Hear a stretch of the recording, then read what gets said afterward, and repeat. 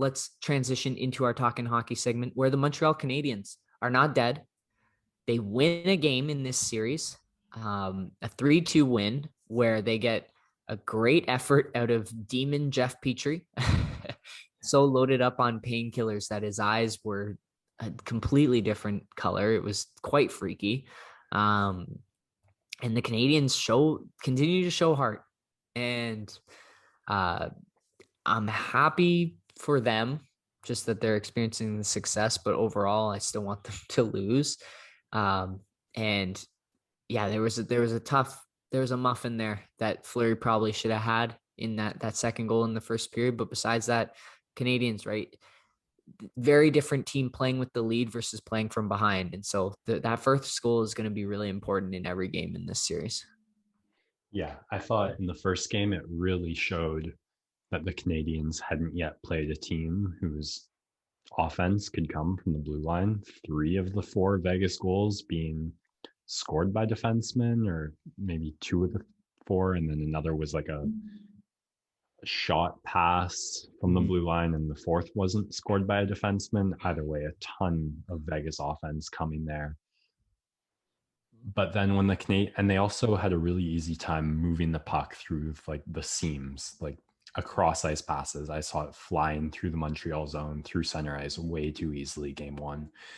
Game 2, I saw the Habs wings seem to be a little tighter on the blue line when Vegas had offensive zone possession.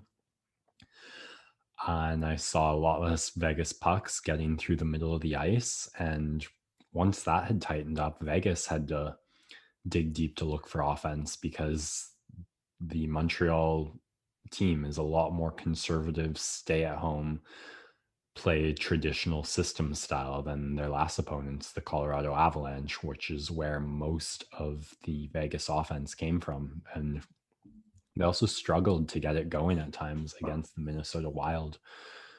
So still managed to find some answers later into the game. We'll see how that carries into game 3. But series split 1-1, not the momentum sitting more on the Habs side of the fence. One strong first period from Vegas, and that's totally switched around. But not too sure where this series sits. I guess we will see then. I still think Vegas is going to take it. They're a team that's just been able to adjust consistently. I liken it to you and I playing tennis, where you tend to be the one trying to dictate play and attacking, and I play a bit more defensive style. But then myself playing with another friend of mine, he plays a more defensive style, and then when I have to play that dictating, attacking type of tennis, I'm not used to it. And I feel like that applies a little bit to Vegas, where they have been a team sitting back and letting offensive teams come towards them and playing a little bit more defensive, solid hockey.